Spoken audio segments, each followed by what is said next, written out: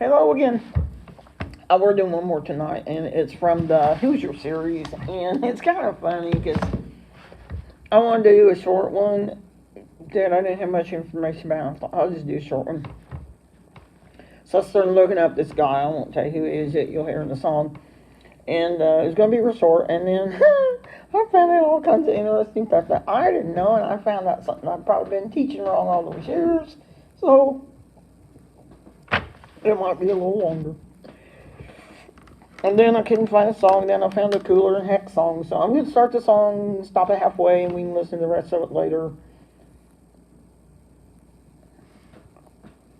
Now, I'm going to talk about his Indiana years in the song, and it talks about his Ohio years more, but we're going to talk about it because he was from Indiana, too. He's from Virginia, too.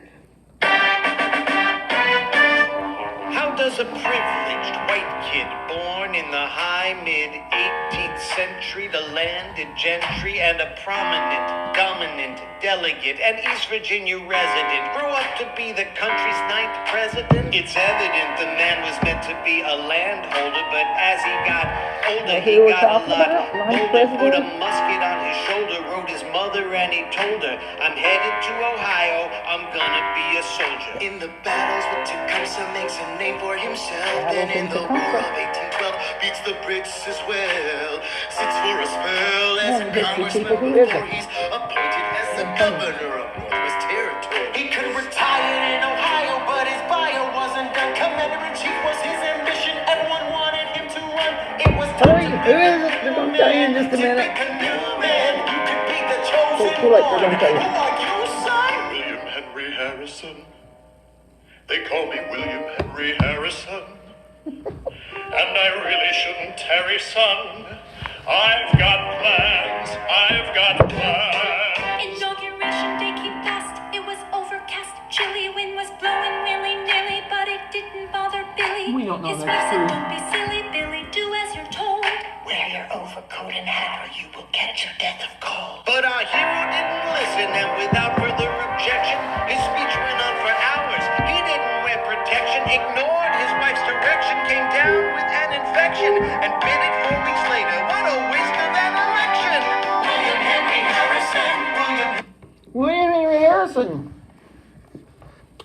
I taught for years in school. He went out there in his inauguration with no hat, no jacket. It was raining. It was cold. He did do the longest, at the time, inaugural speech ever given, an hour and 45 minutes long. Then he got sick. Then he got pneumonia. Then he died. And that's what we've always heard. But I found something that disputes that tonight, and it makes sense. So we're going to talk about that. So first I'm going to tell you what this says, then I'm going to tell you what I found. Look at that. I thought this would be a short one, and I made 1, 2, 3, 4, 5, 6 guest checks about this Hoosier. So let's get started. Harrison was born in 1773, so shortly before we became a country. He was a native of Virginia. He was educated in Virginia. He briefly attended medical school in Philadelphia. The death of his father and subsequent financial problems forced him to drop out of medical school. Then he requested, it says he received a commission as an ensign in the 1st U.S. Regiment of Infantry. His appointments included the Secretary of the Northwest Territory. If you guys remember 5th grade, we talked about the Northwest Territory. And I taught it in 4th grade when I used to teach 4th grade. So if you don't know about it, I'm so sorry. He was the first governor of the Indiana Territory. First you had the Northwest Territory, and then when they kind of disbanded it, then you had the Indiana Territory. He was commander-in-chief of the Northwest Army. He was later elected to Congress. He built the political career on the victories that he had in the War of 1812. Defeated the British. Harris was elected the 9th president of the United States, and he had a cute little motto or little thing he did, campaign theme. Here was their theme. Tippecanoe and Tyler too. Tippecanoe and Tyler too. Tippecanoe was the big battle he won, the Battle of Tippecanoe in Indiana against Native Americans who were siding with the British. And they were, not all were. It was half and half. And then the new president gave the longest inauguration speech in history. He also refused to wear a hat that day, despite the cold, rainy weather. He died of pneumonia after 31 days in office.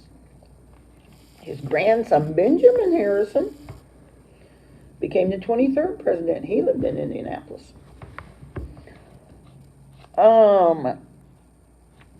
And then this portrait right here that I showed you, it says it hangs in Versailles in the Harrison Mansion. And the mansion today is owned and operated by the Francis Vigo chapter of the Daughters of the American Revolution. So, don't look at John Dillinger, he's for another time. I saw you looking at John Dillinger. So, that's what I got from that book. So if we just stop, we'd be about 6 minutes. I've got to tell you some more stuff. One thing that was interesting, he was the only president. Again, I just keep thinking of Rita, my friend from Salem, my ex-sister-in-law too. He was the only president to ever ride his horse to the inauguration. Governor of Indiana Territory, I told you that. One of the things he was famous for is negotiating treaties with the North American,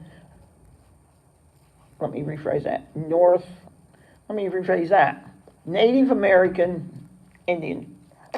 Native American tribes. I don't like saying Indian, but sometimes old habits die hard. The years he actually spent in Indiana, because you don't hear anything about it in the song, it's Virginia and then Ohio. He spent his years from 1773 to 1841 in Indiana. So he must. He was our first president to die in office 31 days after he was elected president.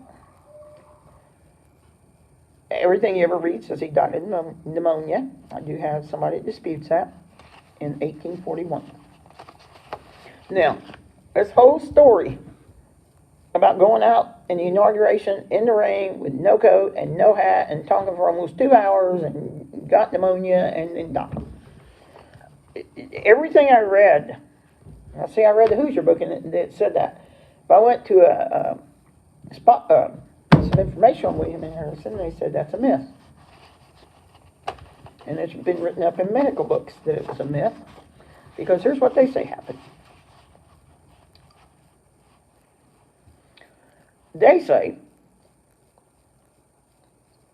that it wasn't raining outside that day. It was cold, but there was no rain. And they say that his pain, he had no pain, he was not sick until 3 weeks after the inauguration. Okay? Tell me what I found out.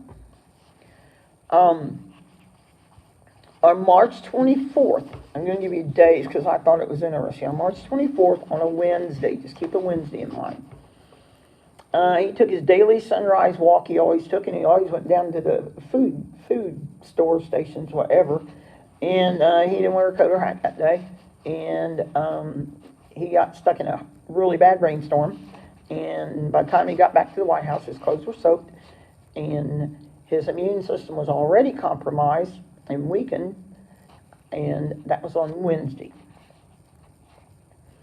Okay, so 2 days later, he called the doctor over to the White House. That was on a Friday. And told the doctor he was feeling some better, and the doctor, I don't know, said, okay, buddy boy, and left, and life went on. Then the next day, that was Saturday. And Wednesday's the day he took the walk.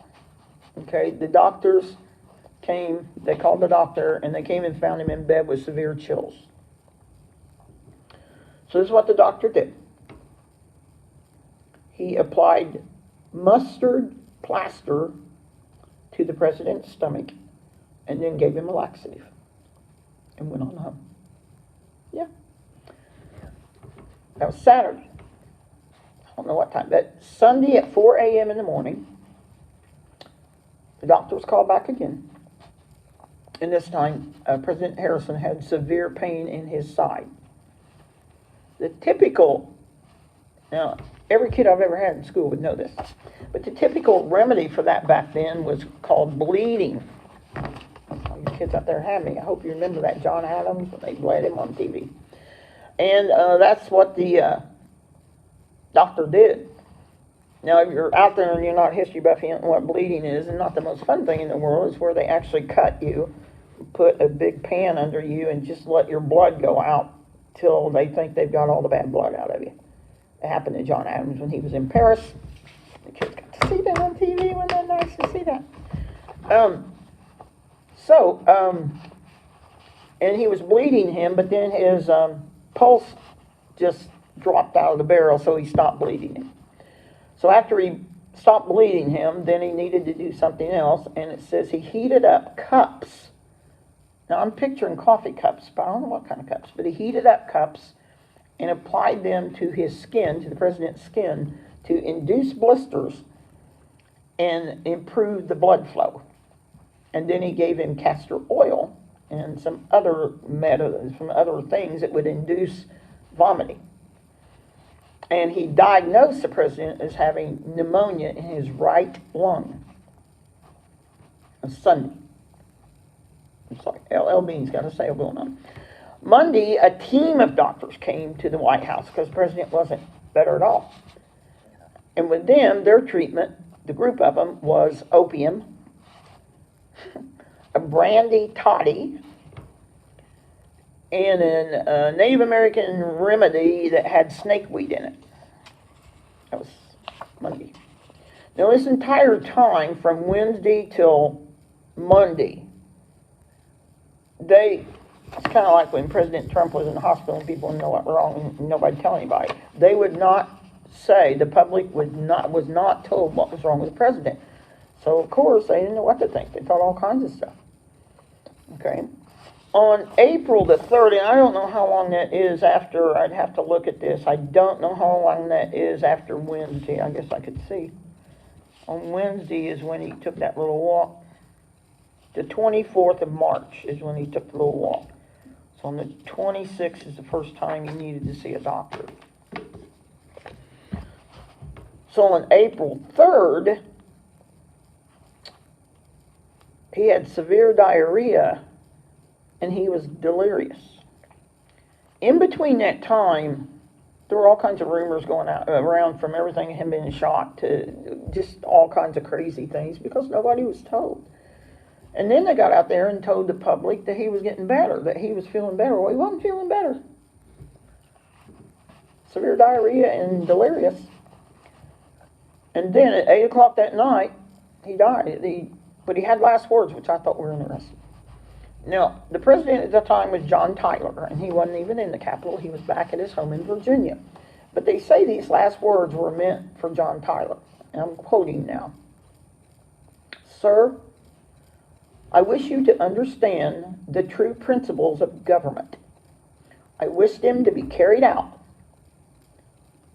I ask no more. Those were his last words.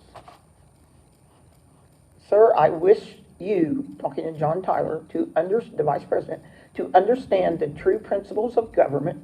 I wish them to be carried out. I ask no more. His wife wasn't there because she was back in Ohio. She was sick too and couldn't be there at that time.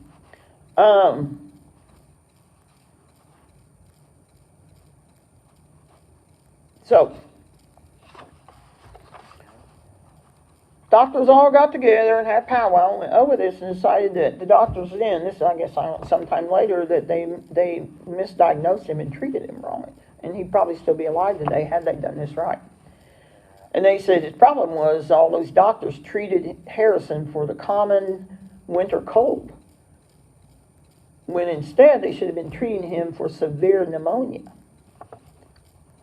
And it said they felt like he might have survived if the care would have been timely and active measures would have been taken for severe pneumonia instead of cups and mustard plaster and powder with snakeweed in it. So after he died, the newspaper at the time, the big newspaper, put out a headline.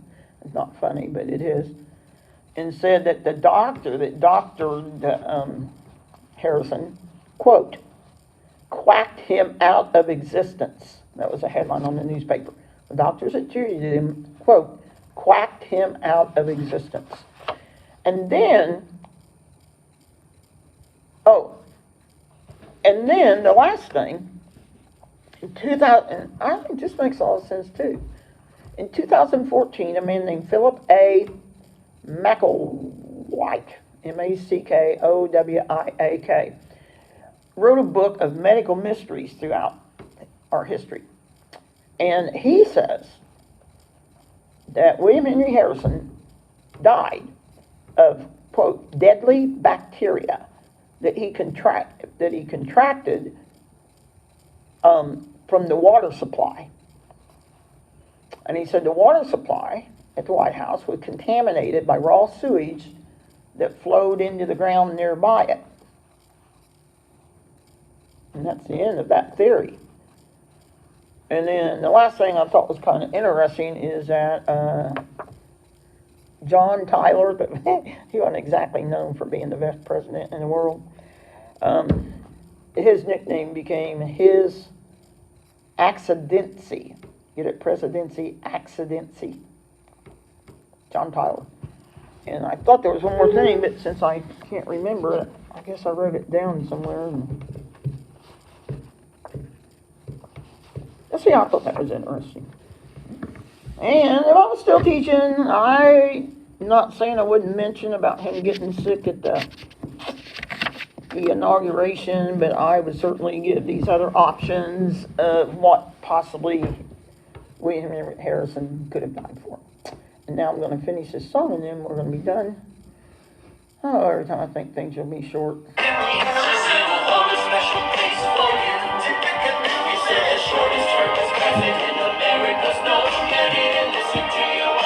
Famous Hoosier. Mr. Ohio counts him as a famous Ohioan. I married him. I loved him. Me? I'm the bad germ that got him. And there's really no comparison to any other show. What's his name again? That's getting better. Harrison. That's not. It's going to be a while. Hey, see ya. Oh, wait, it's not time yet. No, it is time yet. See ya.